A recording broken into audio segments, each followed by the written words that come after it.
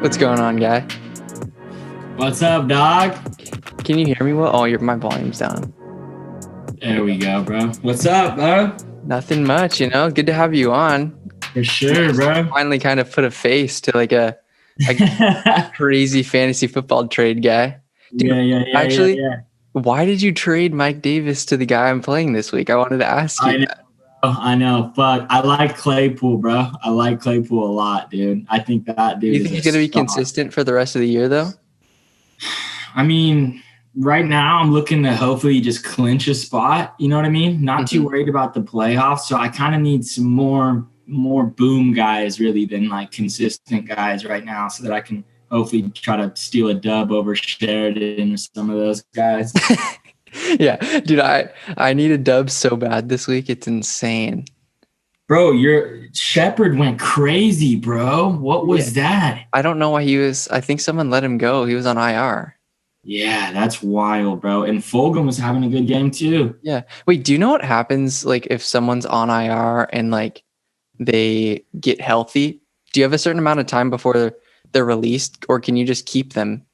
I was wondering how that works. Yeah, I was actually wondering about that too, because once they get moved to once their set is active, I'm not sure if they just go back to a spot on your bench unless you have. But what if it's full? Yeah, if your bench is full, then I do think it drops, but I'm not totally sure.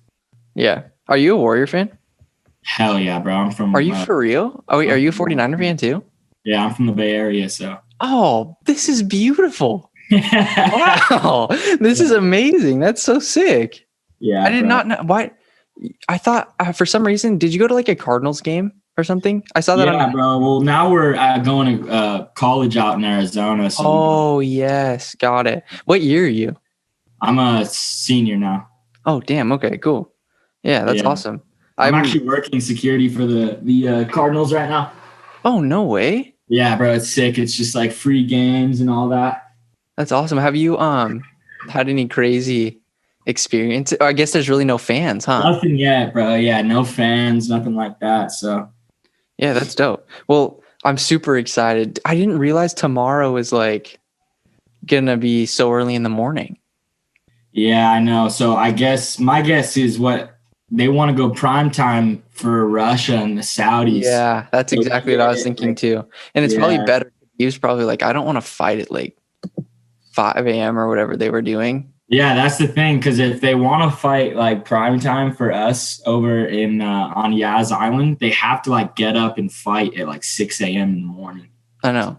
That's terrible. They probably don't even sleep the night before. Yeah. No, I think they train like at night once they get there on fight week, and then they sleep during the day so that their sleeping schedule is like ready to go for the fight. Yeah. You've basically kind of been into MMA like your entire life, huh? Forever, man.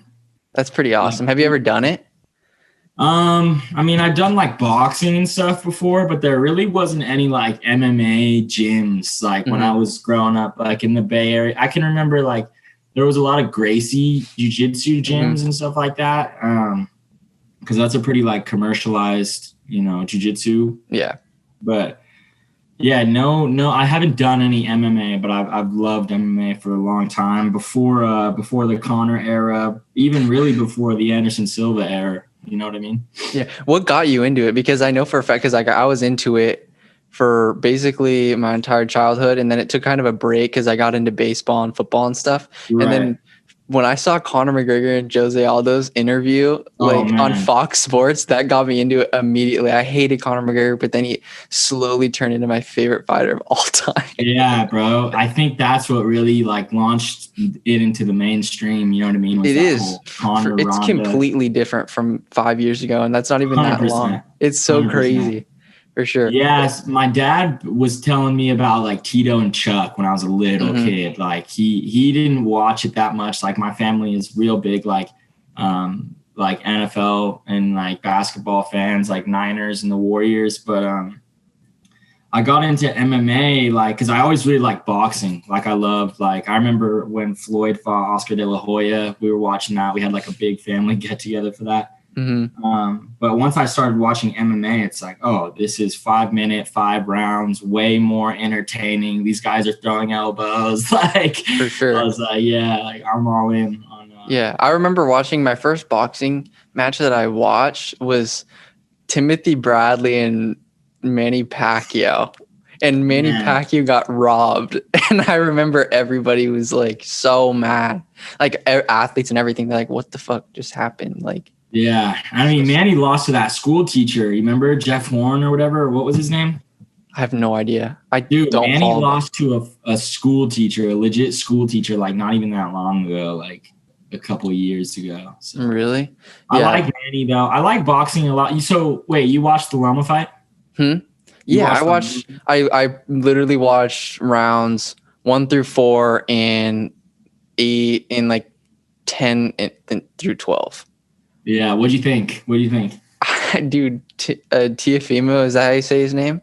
Yeah. He is a savage. Because there's some guys when I watch boxing, they kind of, even in just regular MMA where they low-key, when they get tired, they give up in a way. Right. But he knew he was in the fight and he didn't do that, even though he was gassed. And he went after it, and that was sweet to see. Like, I want to tune in and watch him fight, especially if it's on ESPN, like, for free. Oh, yeah. No, Teofimo, he had a great performance. You know what I mean? And I laughed so hard when you said something like he's like the Max Holloway. He looks just like Max if you squint your eyes. Yeah. He really is, dude. Like, he is he's a dog, man. And Loma really is like, you know, the pound for pound number 1, at least on Top Rank and like ESPN's, you know, standards. But I just think Loma, you can't. And the thing about boxing is like, especially in boxing and MMA too, really, you can't take like those early rounds off. You know what I mean? Because he did do that too, and it kind of cost him in the end, huh? Right. I'd say he let like rounds 1 through 6 off, hoping that Teofimo would gas. But the problem is with that is like a guy like Teofimo who's trained for 12 rounds, you know what I mean? He's gonna let those hands go for 12 rounds. I definitely think he turned it on, but I don't think it was a robbery. Like, I think the right guy won for sure. I think the right guy won. Yeah, it was close though.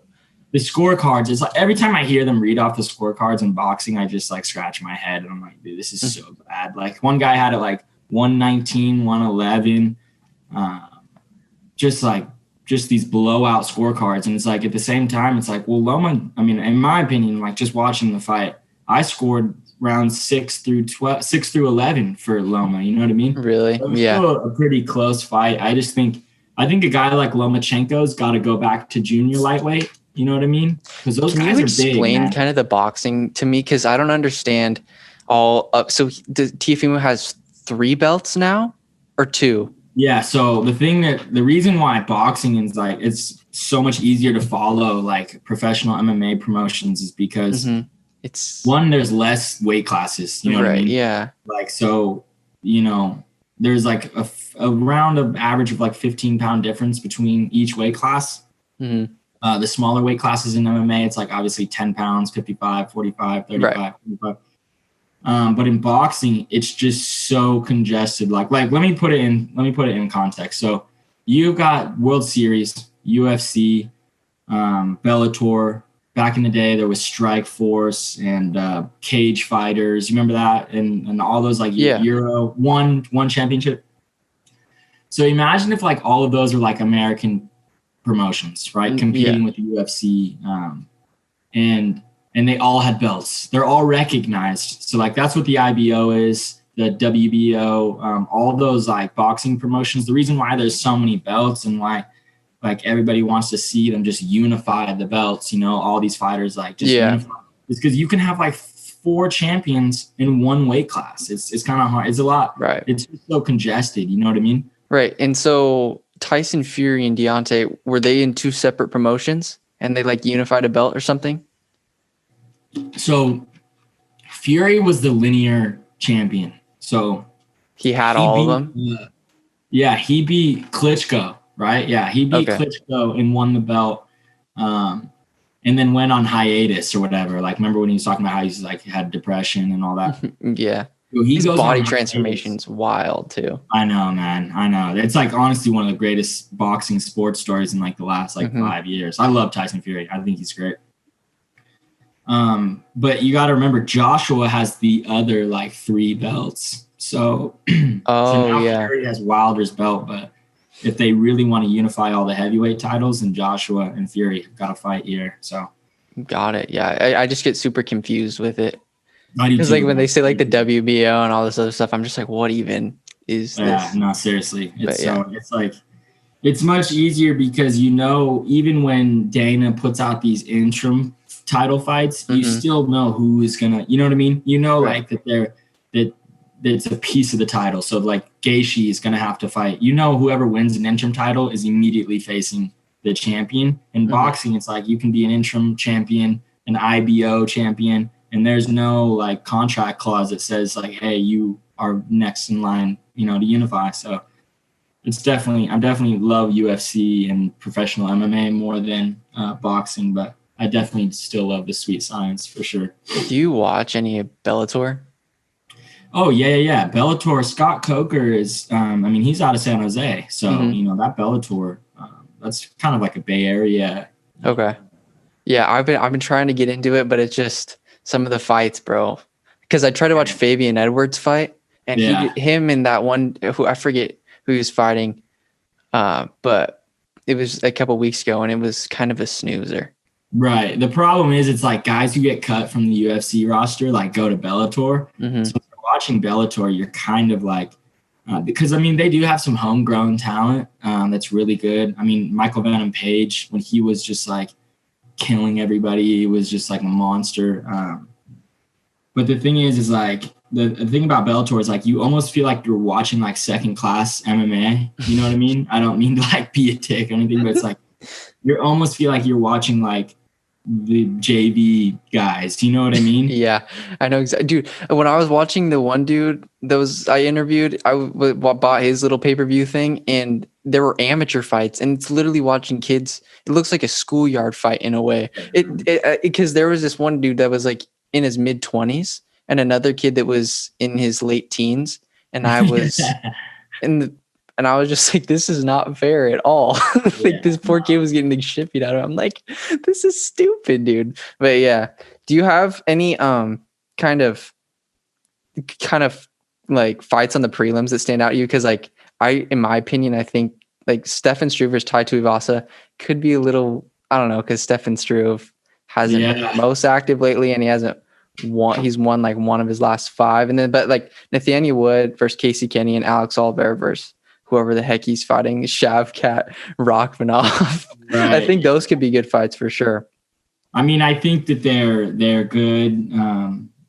They're good fights to start to get warmed up into the card. The problem, I like the skyscraper. He's sick. I like that guy. It sucks that he had some pretty bad losses, but the thing is, a lot of people forget about Stefan Struve is that he finished Stipe like a young. Yeah, he finished him like 2012, or he knocked him out. Yeah, he finished him, and he's a tall motherfucker, bro. Yeah, he's like huge, man. He's like 7 feet tall.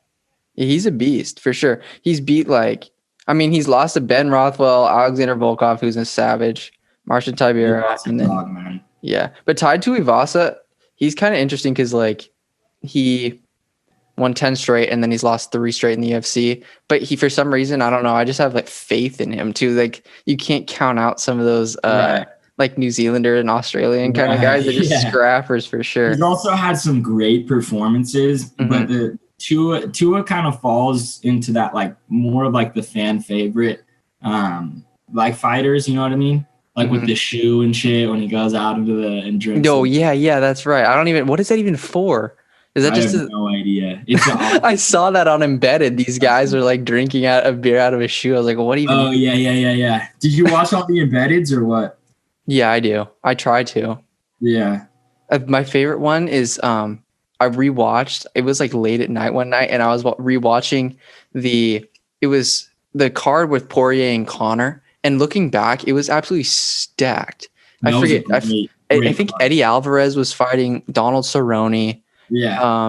Yoel Romero was on that card fighting. I forget who, but it was absolutely. I think that was supposed to be the DC John card too. I'm pretty sure. Oh, really? Was it? Yeah. It was either their rematch or their first fight that was supposed to be on that card. But that was my first Conor fight that I ever saw. Oh, really? Yeah, and that was like just when he was starting to, you know what I mean, like make that run that he went on. So. Yeah, unfortunately, my first Conor fight was the Jose Aldo fight. Yeah. But, it's whatever. I kind of hopped on that hype train as soon as it got rolling. But yeah, ever since then, been Conor diehard for sure. And then also, Alex Oliveira is kind of a sleeper on this card because he's coming off like 100%. He's coming off like probably one of his better victories in a while against Peter Sabata. Yeah, so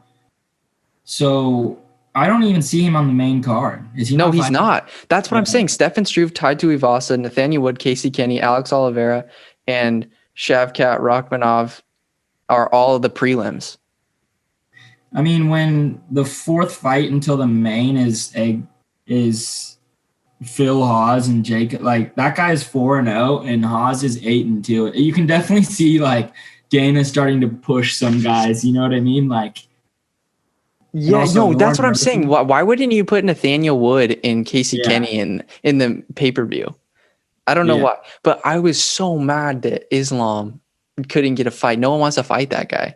Yeah, but he's fighting RDA though. Dagestanis, man, I'm telling you. Yeah, they're fucking animals, bro.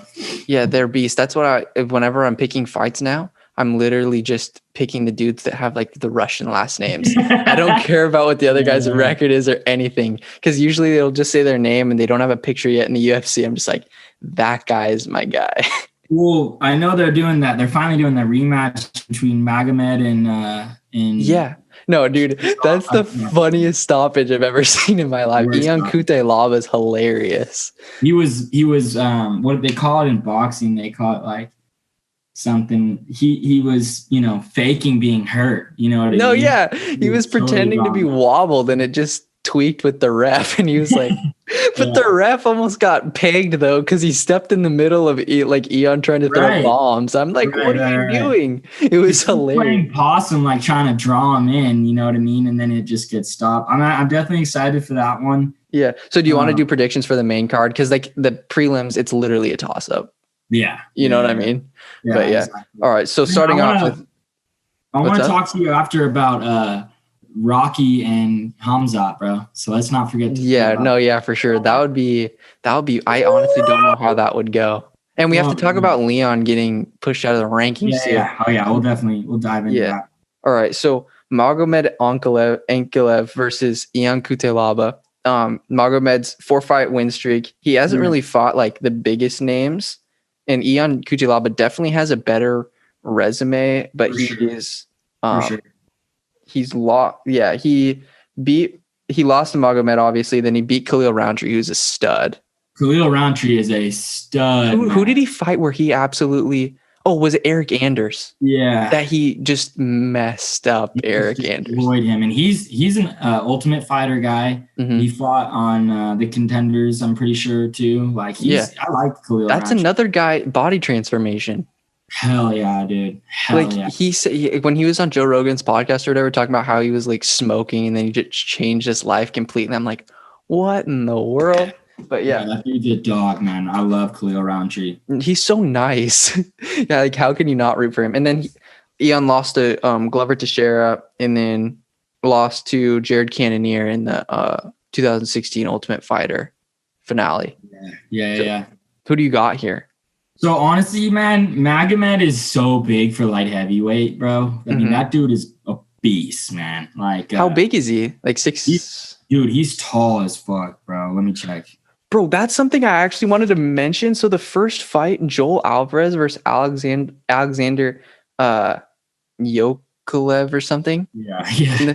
Something. They're both 6'3" and lightweights. It's ridiculous, bro. Yeah, it's completely ridiculous. You got to remember, like, you got to think of guys like Volkanovski who were like 225 at one time. No, yeah, that's insane too. Like, I guess, like, I don't know. I guess as long as you step on the scales, Dana does not care. You know what I mean? Like, he doesn't care if you're like enormously tall or like super short. Can you explain to me? Because like I've never really understood this. So the weigh-ins, they still use like the legit scales? Because like I'm like, what's stopping like a weight from being inaccurate? Because they're using like the measuring scales and stuff. So like old school scale, man. Like what?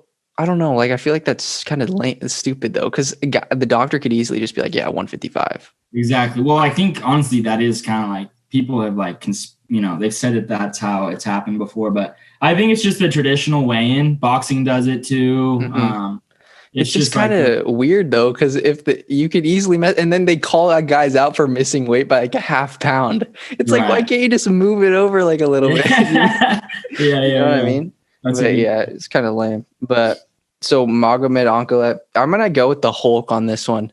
I don't know. Honestly, me too. I am gonna have to, just because he didn't really get stopped. He was totally still in there, and and he's fought some tough guys too. Yes, his resume is a lot deeper. So yeah, but I Magomed is the 11th ranked light heavy though. Yeah. Oh, really? Yeah. But it's interesting to me though, because he hasn't beat some of the craziest guys yet. Who's his one loss? Is that one loss a UFC loss? I can check. I don't know what his overall record is. Let me see. He's 13-1. Yeah, he's 13-1. I don't think he's lost in the UFC. Yeah, okay. Oh, actually, yeah, he lost to Paul Craig in March of 2018. Yeah. So yeah, he's on a 4-fight win streak. So yeah, he did lose in the UFC. I think it's a great fight to kick off the main card. I really do. I think it's a great fight, and the diehards have been dying to see that one. Because it's been literally pulled, like it has been called off so many times from COVID. Right, exactly. But yeah, okay. So Lauren Murphy versus Lilia Shakarova. Yeah, I got Lauren Murphy, man. Doesn't she have clean boxing? Yeah, she's got crisp hands. She looks good, man. I got to roll with Lauren Murphy on that one. Okay, for sure. Wait, did they take? Okay, never mind. Because I was concerned because apparently Ian Cutelaba, one of his cornermen, got tested for COVID, so that fight could fall out again, but hopefully it doesn't. Because I'm sure she had another opponent that pulled out of this card, didn't she? Who? Lauren Murphy. Or was it always? Oh yeah, she was supposed to fight Cynthia Calvillo. Yeah. Dude, could you imagine if they had Lauren Murphy versus Cynthia Calvillo and RDA fighting Islam Makhachev? That could have been one of the better cards ever. Dude. It would be so stacked. But yeah. Okay, yeah, I'll probably go with Lauren Murphy on this one, but I wouldn't be surprised if Lilia does something here. Me neither, yeah. I mean, she's 8-1. Like, she's definitely something to, And a lot of these people that have UFC debuts, they're not scared at all. No, yeah. Like, it doesn't seem to matter. And then as for Jacob Malkoun and Philip Haas, probably going to go with Philip on this one, huh? But who knows? Yeah. I mean, Dana White Contender Series winner. Oh, that's right. Oh, yeah. You're right. Yeah.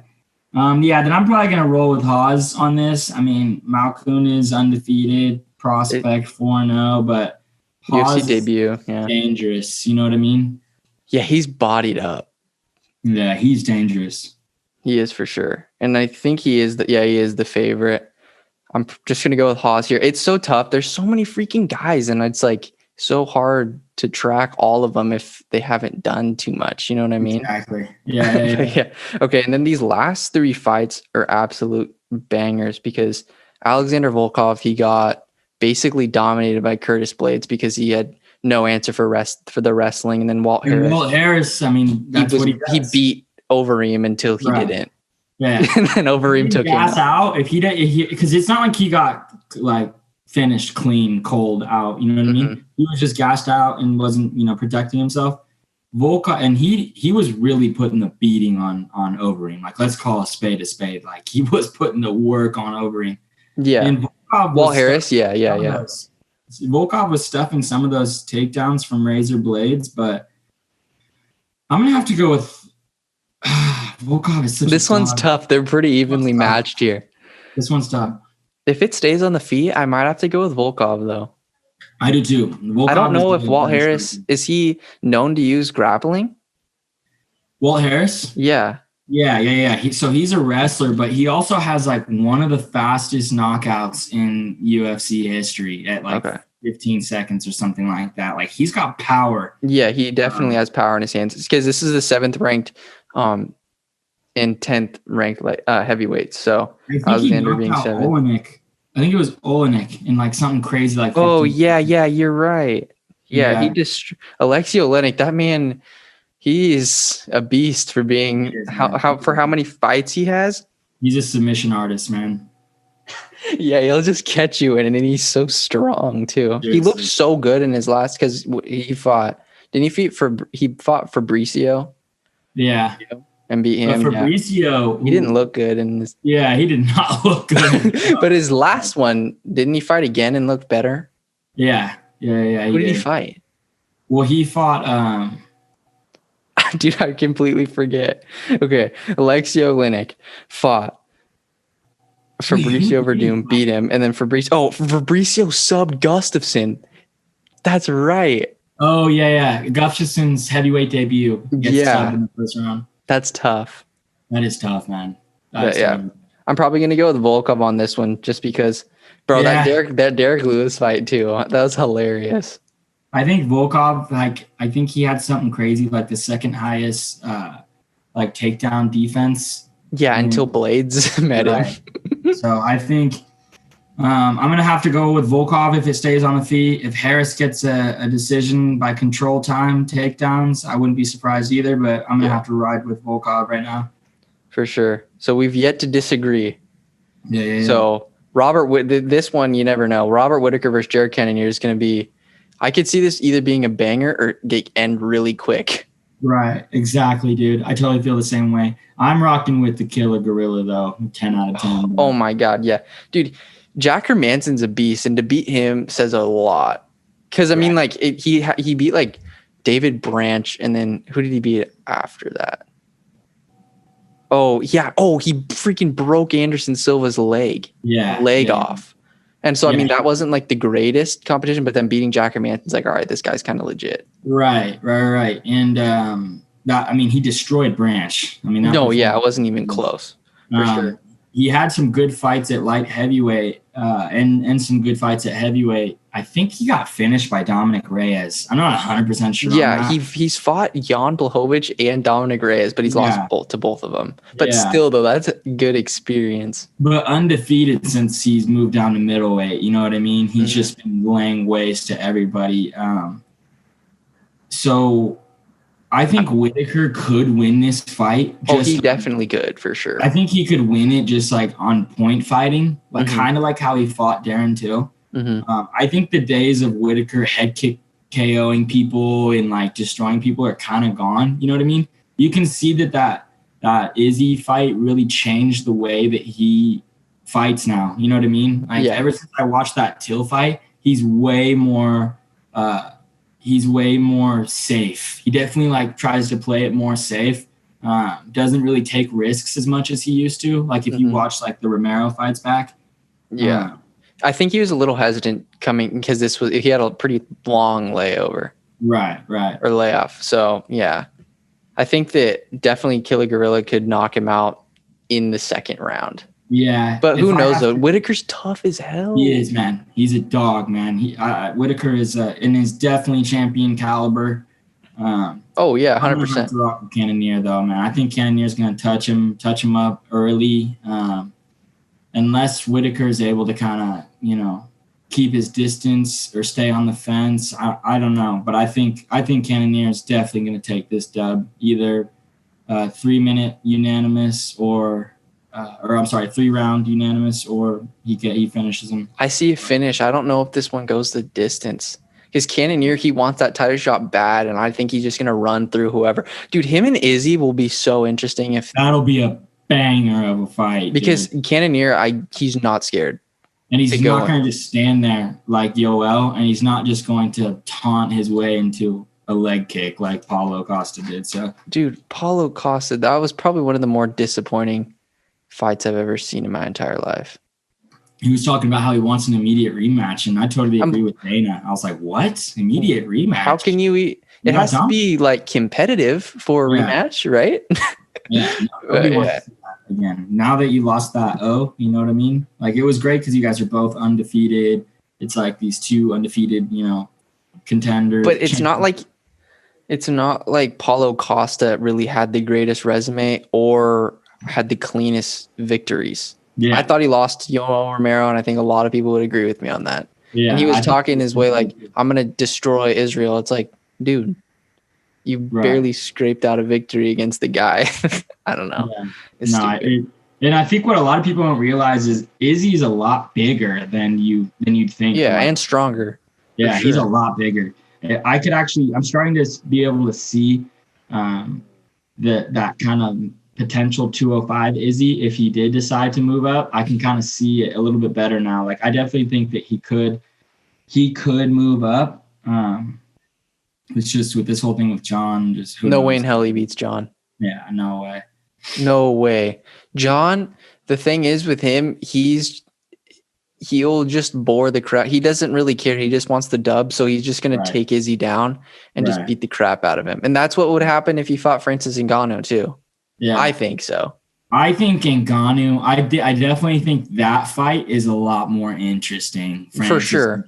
I think that fight's a lot more interesting because I need to see. The only time I've ever seen John at heavyweight weight was when he was in Submission Underground with Dan Henderson. He was a big boy there. He was thick, huge, man. You know what I'm talking about? Yeah, I know what you're talking about. Massive, bro. Mm-hmm. That's the only time I've ever seen him like at heavyweight, weight. But I definitely think, like, listen, the thing about Francis is if he touches you, you're done, dude. If he touches you with Rosenstrike, he literally he didn't even wind up.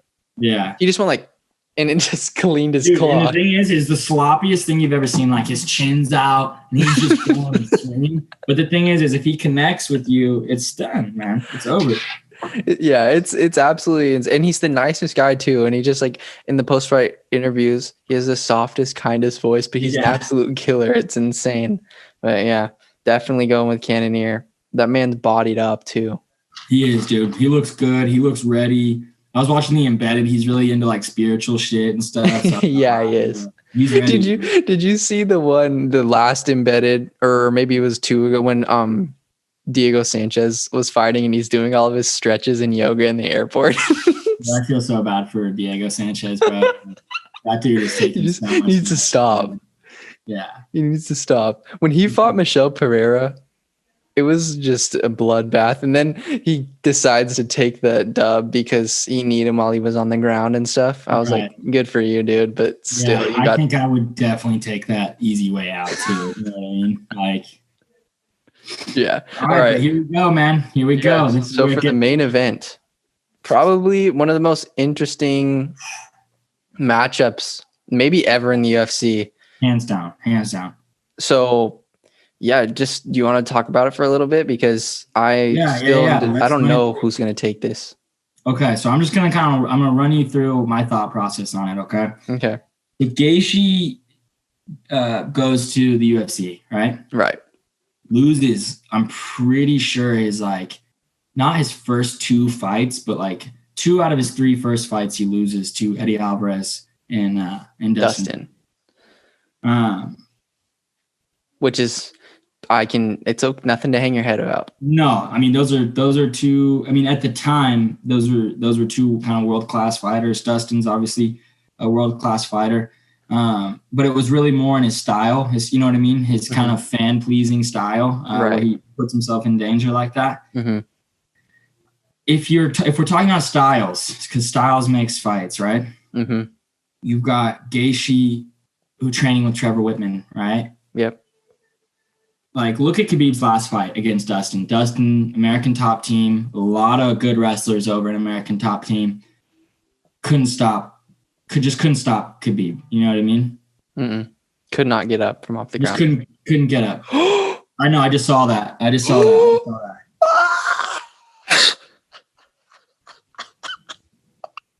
This is that December 19th card too, bro. Oh man, I'm so hyped. Oh my God. We couldn't have done this at a perfect time, my guy. Shout out Ariel for dropping this on me right now. Oh my! Chimaev set to cap off 2020. Who else is on that December 19th card? I have no idea. Bro, Khamzat versus Leon Rocky Edwards.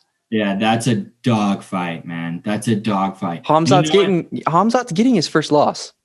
I was gonna say I take my hat off for Edwards to take that fight, man, because nobody at 170 wants to fight Hamza. He's gonna get some serious cash. Oh, 100%. And if you beat a huge rising star like Hamza, automatic title shot. You got to be next. Yeah, you have to be next. You can't. There's no more denying. Because this is the man. Khamzat has some of the he has the most hype maybe ever from compared to any UFC fighter that's ever 100%, fought. 100%. And the thing is, it's kind of weird. It's like if you want Hamzat to fight a top 10 guy, then why'd you take Leon Edwards out of the rankings? Like that doesn't make any sense. It doesn't make sense because it's out of Leon's control. He was literally set to fight Tyron Woodley. Was scared that he couldn't get back to his home if he left for the U.S. If he came to the U.S. So I mean, it's not his fault. Yeah. So I think Leon is definitely the number 4 ranked guy in the welterweight division. I don't know why they moved him out. He was 3rd. Right. Oh yeah, he was 3rd. If you flip this on its head, though, I think this is the best opportunity for Hamza stylistically. I think a lot of those other guys are tough matchups for him in the top 10. Rocky's got one of the fastest TKOs in the history of the promotion. He's dangerous. He's really good at wrestling, stuffing. I don't think that it works really good. So. Yeah. When Leon Edwards fought Gunnar Nelson is one of the better grapplers in the welterweight division, and he completely stifled him. Stifle him. So I don't think it's going to be. I think Khamzat's going to have to rely on his hands. Yeah, he's going to. Because you're not going to maul Leon Edwards. That's not going to happen. No, you're not going to just run at him from across the cage and hold him down on the fence. But the thing is I'm not totally ruling out Khamzat's hands. I mean, he absolutely beating on that dude. So dropped him that cold. So he was terrified. Gerald Meerschaert was absolutely terrified to be in the octagon. He's like a deer in headlights, bro. He's like a total deer in headlights. He was just circling oh God, and then pop. Yeah. Dropped. Man, that's quite the way to cap off 2020, though, man. I'm pumped for that. That is absolutely. Did they Fight Island, or what did it say? Oh no, they're coming back home. Is it Uriah Hall and Silva? Yeah, and that's Silva's last fight, I guess. And that's Halloween. Oh, okay. So they'll be back in America for that one. So I bet they fight in the Apex. Yeah. It'll be like a fight night or something like that. Mm-hmm. It will be for sure, dude. And Leon Edwards versus Khamzat Chimaev is a big fight when it interrupts us talking about Khabib and Gaethje. Hell yeah, exactly. That's just to show the rising star power of this guy and a top 10 guy like Leon Edwards. So let's get back to Gaethje and Khabib. Okay, but I kind of want to talk about Conor McGregor and stuff too. For sure. Okay, so you were kind of in the middle of your thought process. Yeah. You didn't even get to. I'll wrap it up. I'll wrap it up real quick, just for kind of where my head's at right now. The way we've seen guys put up any kind of a chance against Khabib is if they keep it standing. You know what I mean? I'm not saying Khabib is, he's an amateur striker. I'm just saying he's definitely a specialty fighter. You know what I mean? There's certain fighters that are just specialty. You know what I mean? The whole top 5 welterweight division, basically. Colby, right, exactly. Kamaru. If Gaethje, because Gaethje is an All-American, okay? He grew up wrestling. You have to go back and watch his World Series of Fighting fights if you really actually want to see him in, stuff takedowns or kind of study his wrestling a little bit, because he does not wrestle in the UFC. No. I don't think he's been tested, right? Yeah. Nobody's tried to take him down that I can think of off the top of my head. And he hasn't shot any takedowns.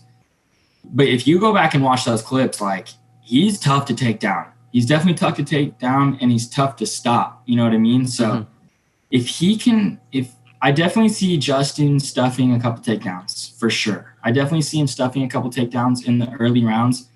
I think where it gets interesting is can he stop Khabib in rounds 4 or rounds 5? You know what I mean? Like, can he stop 100 takedown attempts? Because Khabib's not gonna. He's gonna shoot over and over again. Justin's got serious power, but I'm going to have to rock with Khabib, bro. I'm just going to have to rock. I just feel like we've seen this so many times. We've seen this story play out. You've seen these guys that are like, I have the answers. Right. Conor, literally everybody. Who else? Yeah, Dustin. Al got thrown to the freaking wolves. And Al arguably may have had the best performance versus Khabib. Exactly. On 24 hours notice, probably put the best fight up against Khabib. Let's talk about the one round Khabib's ever lost. Round 3 on the scorecards. Round 3 of Khabib McGregor, T-Mobile, run it back, okay? Yeah. Conor doing his like patent slip out and just drop that left jab on him, and he lost the round, at least on the scorecards. If Khabib resigns, like, because if you notice, like in these last couple fights, Khabib kind of has this ego. You can tell he definitely doesn't want to be like known as the the wrestling champion. You know what I mean? So he definitely will. I think if he stands at all with Justin, it will not be in his favor. You know what I mean? Justin is scary, man. That Ferguson fight has really it has changed a lot about the way I think about Justin, man. He's a dog. Dude. His lead left jab or whatever, left hook. Yeah. He throws it I don't know. It's some people's power shots. For sure. And it's not even his dominant hand. Yeah. Or whatever. And also when he throws overhands, his whole head goes down, but he's just winding power into his fight. You know what I mean? Isn't he is Orthodox, right? Yeah. Yeah. Okay. Yeah, dude, I might have to I don't know, man. I also believe that what makes Khabib so special is because his wrestling is so dominant, that's always in the back of strikers' minds. Right. We saw he got caught. Conor got caught by Khabib. And obviously Conor's a way better striker than Khabib is. 100%. But I think that always kind of is in the back of people's heads, and that could mess with you psychologically. But I just really think Gaethje, as you're focusing on the takedown, you're never expecting Khabib to just swing. You know what I mean? Right. When you're getting ready to stuff all the time, or you're watching out for the takedown. I mean, that's how Conor got caught with that big right hand. Exactly. Conor recovered well and stuff, but still. Yeah. I mean, I think it was still scored as a knockdown. Definitely recovered quick and threw that knee up against the cage. It was actually hilarious. I'm gonna. Oh yeah. He tried to recover with the knee, and he completely missed. Just a Hail Mary knee. Yeah. So I'm gonna go with Khabib.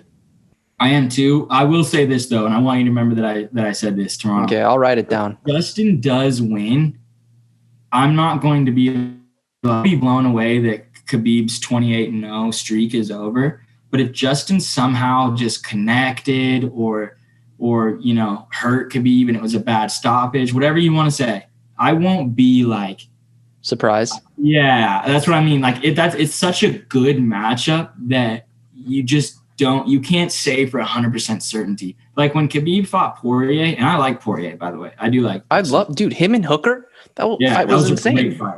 Great fight. But I knew he was going to lose to Khabib. I knew for 100%. Oh, dude, it wasn't even a question. When you barely scrape by Max. Right. No, yeah. And then you have to fight Khabib. It's nah.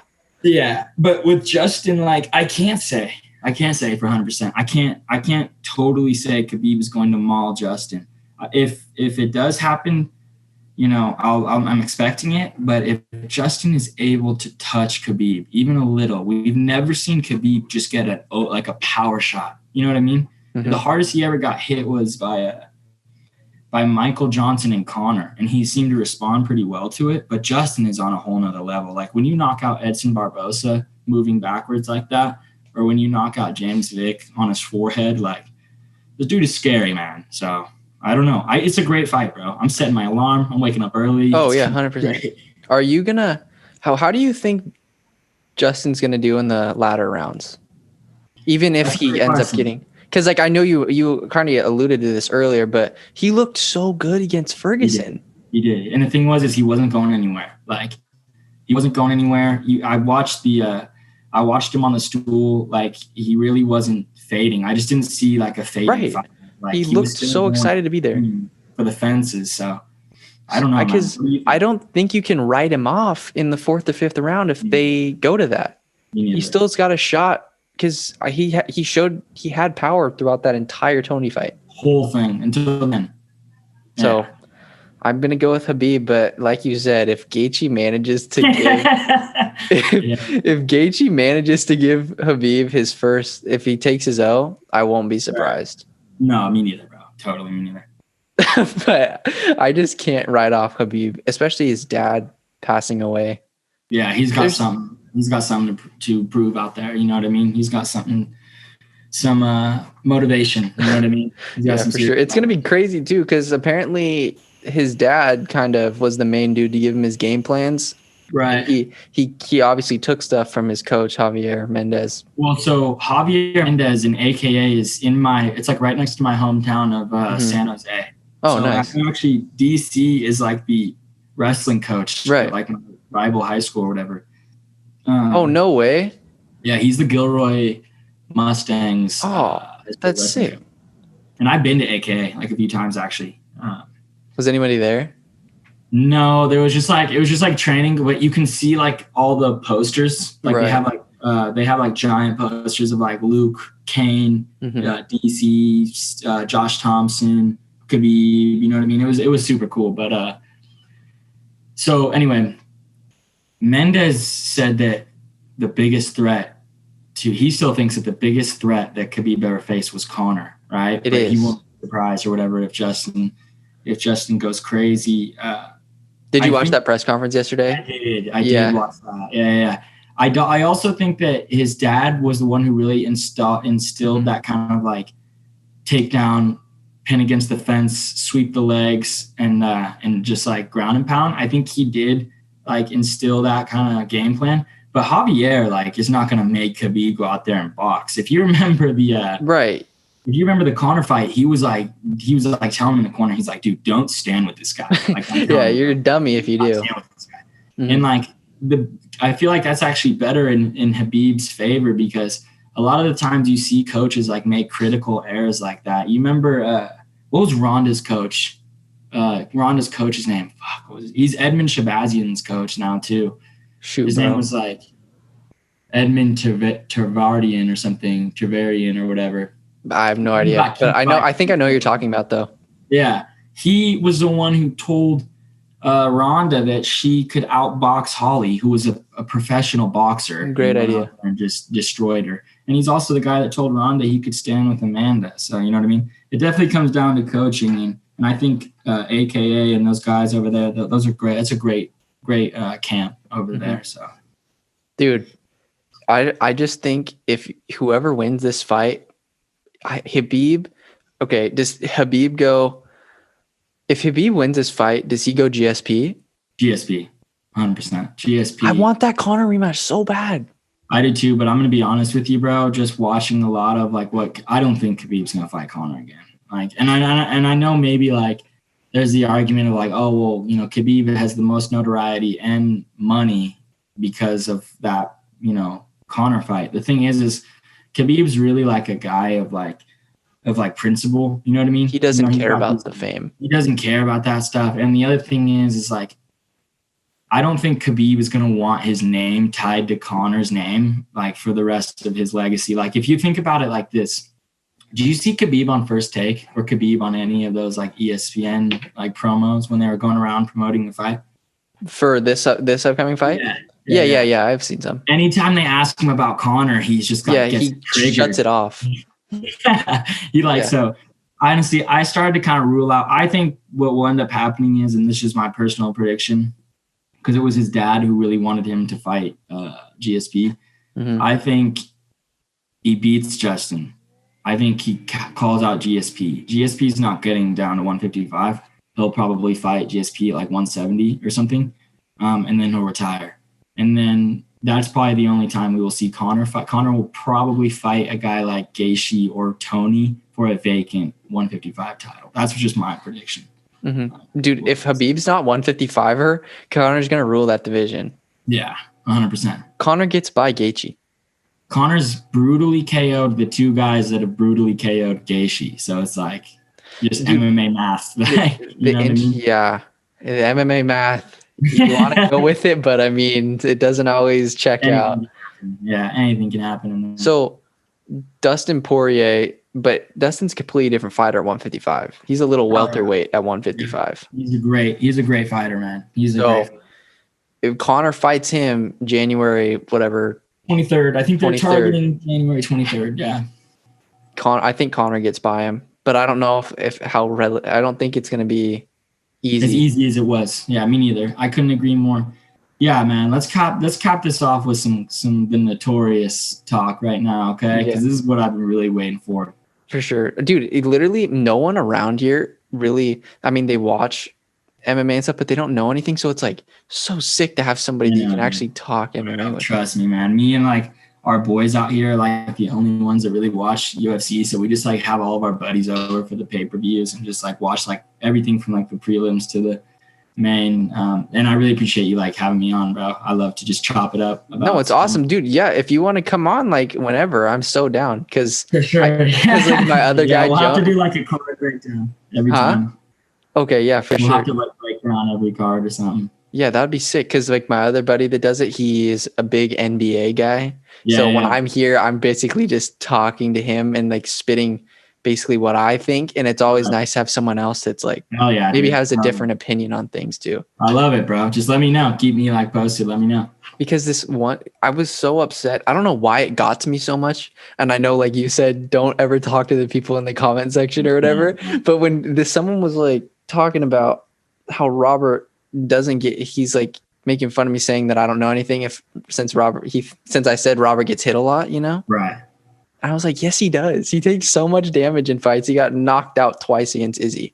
Just look at the stats. Like all you have to do is just look at the stats. Like exactly, dude. Like Whitaker takes too much damage. He's taken more damage in his last 3 fights in a row than he has in his entire career. And he got finished by Wonder Boy at 170. So yeah, it's so interesting. That one's kind of a tough one. Definitely don't go comment diving, bro. I've done that so many times, like where I just scroll and scroll and scroll. The Hamza video that we dropped when Hamza knocked out Merchant or Merchart, yeah. People are just diehard Hamza fans. People are also diehard Khabib fans. So it's kind of weird. Like you'd think that they're like the same, same fans, but like it's just crazy to like argue with these diehard, because a lot of our people who comment are like international, fans. So all over the globe. So of course they're gonna like back their guy, Right, for sure. That's kind of how I am with the Niners. If anybody talks crap about the Niners, I just block you out of my life for sure. Are you a Giants fan?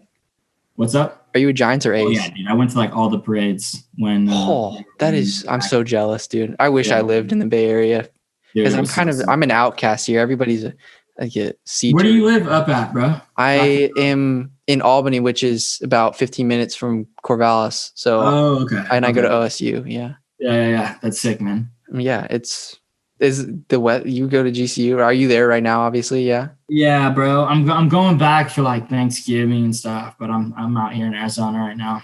Is there any like special stuff like protocols, or is it basically normal? It's not as bad as like California. I'm not sure what it's like up in Oregon, but like school wise, like your university. Like, are you guys just going to classes? Weird. It's weird, dude. It's like an episode of the Twilight Zone. Like still, like to this day, like we go in, we got to wash down our tables and like lecture halls, sanitize everything. You have to have like a health pass, like fill out this questionnaire on your phone every time you get to school. It's weird, dude. Really? Yeah. Dang, that sounds annoying. Dude, it's a trip, man. It's a total trip. Yeah. So if Conor beats Poirier and everything's back to normal again, you don't think that there is a possibility that like he ends up fighting Khabib? I just don't think, because one of my biggest arguments is Conor wasn't there 100%. There was too much anger, and I don't think he was 100% there mentally, because John Kavanaugh said it. He's like, Conor showed up to train when he wanted to. and he still did so well. $150 million purse fighting Floyd. You know what I mean? So I can totally agree with that. I can see what you mean. The other part of it is they're the worst matchups for each other. You know what I mean? Like you have yeah, exactly. You have an elite level wrestler, and you also have an elite level kickboxer, boxer, striker. Mm-hmm. They're literally yin and yang. Like everything about them, like personality, everything is just literally yin and yang, which is why I think it makes that rivalry so good. Yeah. Personally, I just don't think. DC is super close with Khabib. And even DC said, like, he's such a class act, dude. I love DC, man. I love DC, bro. I think he will work for the business long after Dana and Joe and all those guys are gone. Like DC will probably be like the guy. Is your main goal to kind of work for the UFC or be a journalist? Hell yeah, dude. Hell yeah. Right now, what I'm actually kind of working on is I'm working like for the State Farm Stadium where the Cardinals play. Mm-hmm. I worked for the Coyotes, the NHL team out here. I'm trying to get as much venue experience as I can so I can jump over to like MGM, T-Mobile, all those places like that, is like the capital for UFC and just MMA promotions. And then I want to just finesse my way in there and see what I can do. Bro, if you became Las Vegas is the place to be if you want to be a journalist, because MMA fighters are literally so accessible, and you also have the Raiders there to top it off. I know, right? Yeah. Yeah, it's a great point. I totally forgot about that. So, it's so sick. Yeah, for sure. So, yeah, is there anything else you want to talk about? Because I think we pretty much covered everything. Bro, I'd love to chop it up with you for Silva's retirement fight against Uriah Hall. Big fan of Uriah Hall. Big fan of both guys. Uriah Hall is he's a legend forever. He's a legend, dude. He's a legend. He's an Ultimate Fighter legend. That's exactly what I'm saying. That head kick, that spinning back kick or whatever, dude, I still run that back like sometimes and just watch it. It was so brutal. But do you think that? Yeah, definitely let me know about that, and we can definitely chop that up. And for sure. Good luck this weekend, man. Yeah, I know. I hopefully our picks actually come. I'll make sure to look, because let's run through one more time. So we basically agreed on everything. So Khabib, Jarrett, Alexander, and then Phillip, Lauren Murphy, and Ion. Yeah, I'm not going to be surprised, though, if we're wrong about a few of these. That's how, you know what I mean? Like, I'm not going to... There are a lot of them are toss-up. I mean, I could definitely see Magomed winning because he obviously was landing the cleaner shots in their first fight. Yeah, 100%. But, yeah. Well, yeah, thank you so much for coming on. Of course, bro. Hey, thank you so much for having me on. I really appreciate it. And also, good luck on Sunday, bro. It already looks like you're starting a couple boom players going off. So hopefully Brandon Cooks works for me. But giving me Antonio Gibson was massive. Thank you so much. He's actually so reliable, bro. Like he's guaranteed. He's getting a lot of those carries and a lot of those snaps. Yeah. So and JD McKissick looks good too, but I think Antonio is the guy. I think so too. I think you made the right call on that for sure. Well, you're the one that offered it to me. I was like, whatever. No one else wanted to give me DeAndre Swift, so I was like, fine, I'll take that. Bro, I want Jonathan Taylor so bad, bro. We're gonna have to talk about that next week. You know who's got him? This guy. I know. Yeah. Yeah, dude, we gotta talk about that. I don't know, dude. Jonathan He's untouchable. Taylor, I want to have a week with him to see what happens. Oh yeah, because he's on a bye, I think, right? Right, and also I need him if Raheem can't manage to stay healthy. And also, if Jerick McKinnon starts splitting snaps with JaMychal Hasty, because apparently they're pretty high on JaMychal Hasty. I heard about that. I don't know what could happen, because I love Jerick McKinnon, but he doesn't have like that top end speed like JaMychal does. For sure. And that's what Kyle likes. So yeah. Yeah. No, do your thing. But yeah, good luck this weekend, bro. And definitely I'll hit you up tomorrow after the fights, and we'll see what happens. For sure. Yeah. Thank you so much for coming on. This is great. Of course, bro. Thanks for having me. Yeah. Peace out, bro.